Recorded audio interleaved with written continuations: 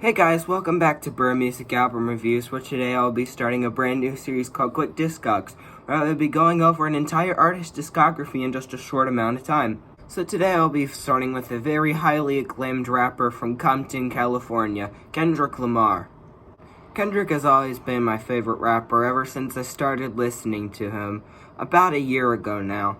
After releasing a consistent lineup of 4 albums, and being snubbed by the Grammys on more than one occasion, Kendrick has absolutely dominated the game, releasing what is considered to be one of the greatest albums of all time. He doesn't have a single album that is a flop out of all 4. After releasing a couple of mixtapes under the name K. Then finally breaking free from the K. name into his true name, Kendrick Lamar, releasing The Overly Dedicated, where he proved that he had potential in him. He finally released his first studio album, Section 80, where he truly proved his worth as an artist. Now, Section 80 is a really great first album, getting him critical attention almost immediately, with some of his greatest songs like Hole Up, ADHD, Chapter 10, while definitely not as ambitious and not as great as some of his future projects, it's definitely a really good album that's definitely worth checking out. Then released in 2012, Good Kid, Mad City is what really solidified his place as one of the best rappers. Mixing conscious lyrical themes and putting them with great beats, it really creates a great concept album about his early childhood living in Compton. There are some absolutely stellar tracks on here. I mean, just look at this.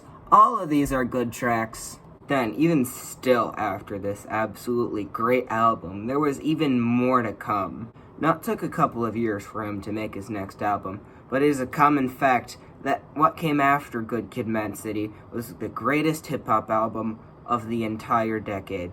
Released in 2015, To Pimp a Butterfly is nothing short of a masterpiece. Absolutely perfect. Combining themes of his first 2 albums, To Pimp a Butterfly takes themes of his first 2 albums and then brings up the ambition to 100, creating the perfect mix of lyrical and musical talent. It's truly no secret that every single song on here is good, with the poem that runs throughout the whole album finally culminating on Mortal Man and bringing all of the themes of the album together, making every single thing make sense.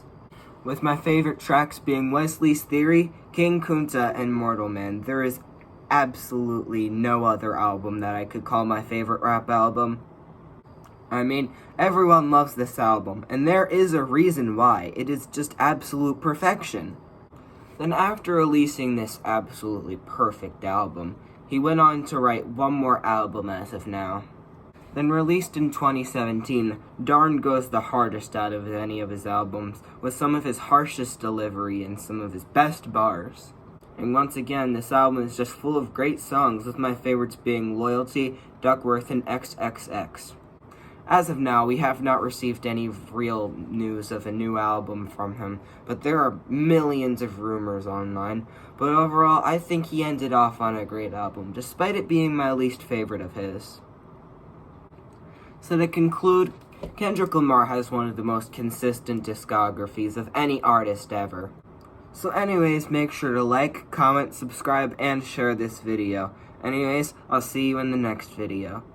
He just has such a unique style and this insane creativity that makes all of his albums great. And if I were to rank them, at the bottom would be Darn, then Section 80, then Good Kid, Mad City, then at the top would be To Pimp a Butterfly.